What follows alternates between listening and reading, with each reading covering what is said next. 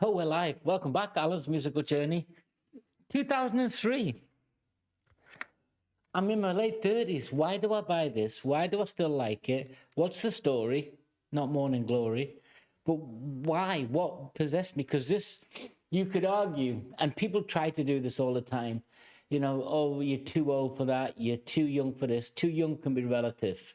But too old to be enjoying that, that's not your generation. Well, I don't know. Let's explore it. This is Evanescence with My Immortal from the album Fallen, which I bought. I bought a CD and everything. I've still got it. I've got a box of them. So let's get into it. Why, when, different questions to ask you guys, which I hope you give me the answers, as you always do. Stick with me. Don't leave. Okay. You may know this one. This is our next single.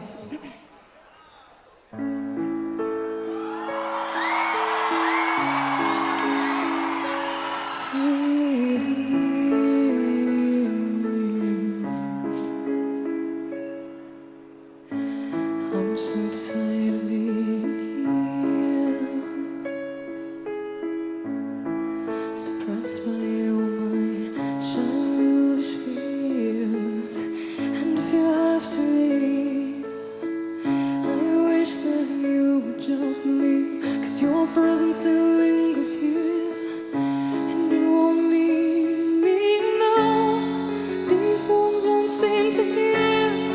This pain is just too real. There's just too much that time cannot erase. When you I've got the lyrics here, guys, but it's not a hard song. Huge album, this broke them. And Ben Moody, Amy Lee, there's lots of good videos out there on YouTube, way better, not way better, different than what I do, that have talked about when Ben left, what he did since, the sort of clash in personalities during, that they knew they'd grown up together in the 90s, potentially, I think at some point, kind of partially childish sweethearts, but they both wanted a musical difference. But this album just whoosh, threw them on the world stage. The album's Fallen from 2003. But when you look at the lyrics, I'm so tired of being here, suppressed by all my childish fears. So it's looking back, being immersed in a moment now, there, then. You think about it. And if you have to leave, I wish that you would just leave, because your presence still lingers here and it won't leave me alone. I'm so tired of being here. There's a recognition there that your journey being forward is being held back. And I think it'll get into grief, but just really good songwriting. I think three of them wrote this: Dave Hodge, Ben Moody, Amy Lee. I don't know. In these days, nowadays, they get, is it iterations or whatever it's called, where you get a credit for having an idea about what a word might be. But I think this would have been certainly skewed collaborative songwriting, but definitely collaborative songwriting. Yeah, I don't know. I was in the room. And when you look at her presence is so commanding. And I've listened to Amy Lee. I'm forgetting the Japanese band I watched her perform with recently. I did a reaction on the channel. I'll try and find it, guys. And she did that with Seether, which is a beautiful song. She's got a voice. 100% she's got a voice, obviously. But let's see what happens. You cried, I'd wipe away all of your tears. When you'd scream, I'd fight away all of your fears. And I held your hand through all of these years, but you still have All of me. all of me. Pure, real grief, separation, loss.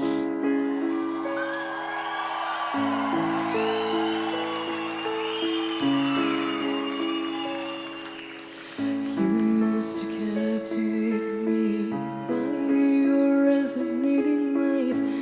Now I'm bound by the life you left behind. Your face, it haunts my once pleasant dreams. Your voice, it chased away all the sanity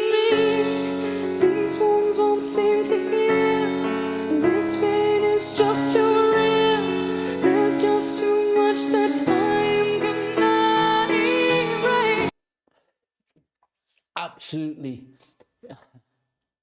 I'm in my 60s now, and I bought this in my 30s. So, have I experienced grief? Of course, everyone will experience grief. Everyone will have a fear of mortality. This isn't about the fear of mortality. It's when you're in that cycle of grief and the possession of that grief to the point where it's pervasive and you can't escape it, but you're not wallowing in it. It's not something you use as a shield to keep the world away. She's trying to. This song's about trying to break away from that, and I guess there's a conflict there, isn't there? Because if you give up the memory of the pain, do you give up the person that you loved? Interesting question. And I don't have the answers. Jesus, guys, I barely know what time it is some days, but it's a big question. If you give up the pain and you put those memories in a safe space, and I don't mean that in this stupid way people talk about it now, when you put it into a part of your unconscious, when you tap into it, just to allow you to remember the joy that's still connected to the pain. This isn't that.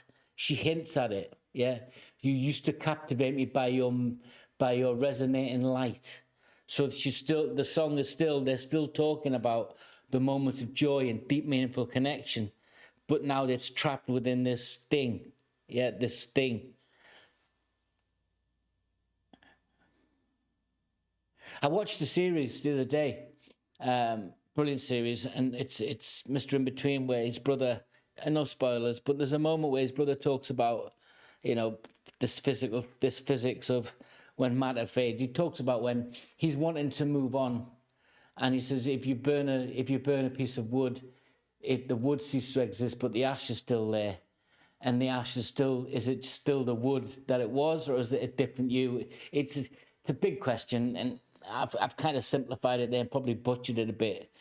But when you let your memories go to a place where you can control them, do you get away from this? Do you get away from my immortal?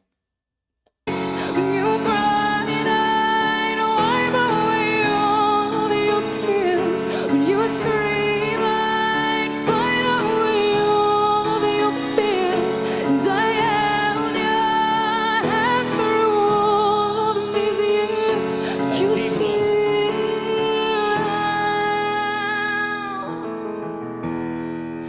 hold me.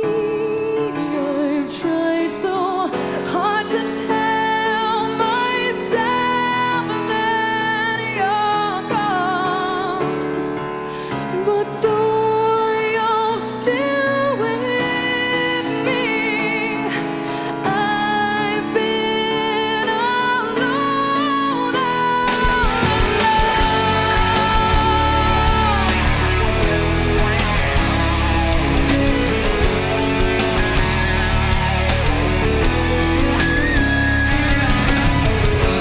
you cried, wipe away all of your tears. You'd scream, I'd fight away all of your fears. And I held your hand through all of these years. You're still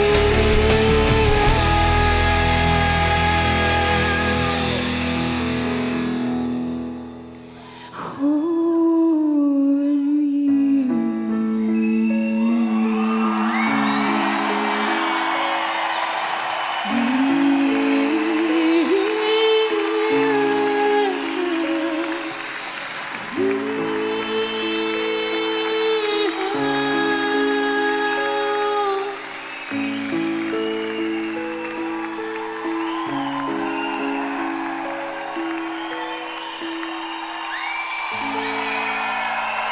Thank you so much, Cologne.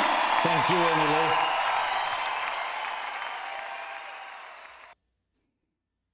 There are songs of grief and loss, and when a song allows you to paint a narrative, which is the narrative of somebody who has been with someone as they faded from existence, perhaps a real mournful loss.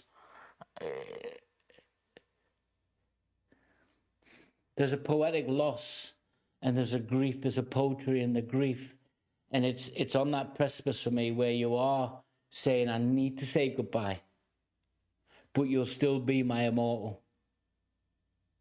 Am I overthinking it? I don't know, guys. Songs that make me overthink. I don't care what the result is. It just helps me that my brain is still trying to understand a real emotion that people will deal with, whether we like to or not, which is grief and loss. And this touches on it in different formats, different ways within the song. Different physical moments, different internal emotional expressions, because they're both in there holding your hand through all of the tears. When you cried, I'd wash away the tears. I'm paraphrasing. Good song, good album. And I bought it in my late 30s. Was I wrong, guys? Did any of you guys buy in your late 30s? Still listen to it now when you're like me in the ancient ages? Till next time, guys. Subscribe, join in, stay with me on my musical journey. Take care, everybody.